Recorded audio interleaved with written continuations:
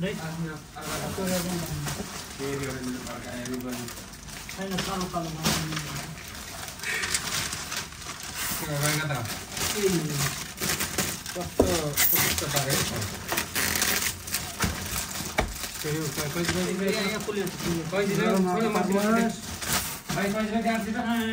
Sideline muna ako ng bulaklak.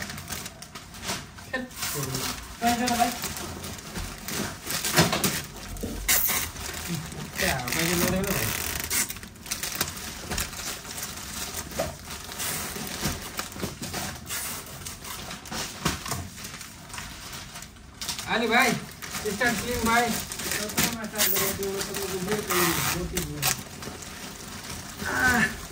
Alam nyo ba yung halaga nito is 30,000 sa Pilipinas.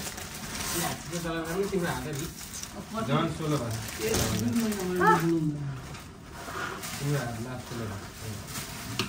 Tapos yung taon, Lord.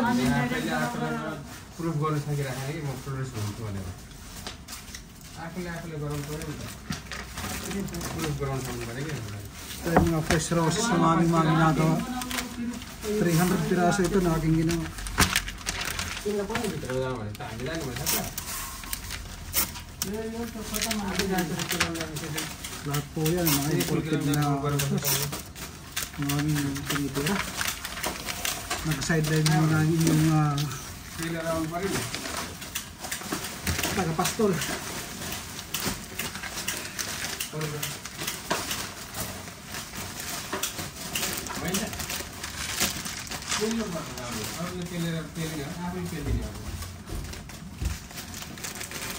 Shoutout nga pala sa mga nagbabash sa akin, yung sa saging.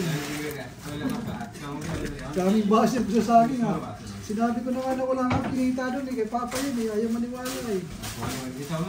Mga basher ko dyan. Ayan. Shoutout sa inyo. Iniwala na kayo na wala akong kinita doon. Ay, Papa lang yun. Nagtitiis lang naman ako sa aking sahod eh. Hindi na ako kailangan humingi ng hati kay Papa. Sa mga nagbabas po sa kanya, ipagpatuloy nyo pa lang ito. Ipagpatuloy nyo po yan dahil kung alam nyo wala kayong tamang ginagawa. Yung mga nagbabas sa akin. Sinabi ko na nga, blinag ko lang yung pamimili ni Papa ng saging. Ayaw mo niba. So ito na mga ka-farmers. Trabaho ko ito. Hindi ko may iwan-iwan. Dahil maganda yung bigayan. Pero sabi ko nga sa inyo, talagang darating ang araw, iiwan ko to.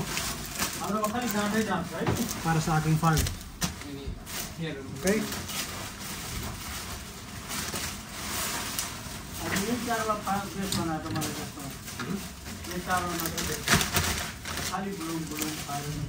Kung gaano kalaki yung bukid na ginagawa namin, ganon din kalaki yung sahod.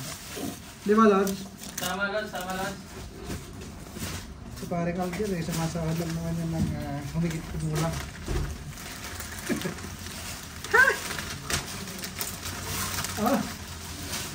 Preskong bulaklak ko ito lahat.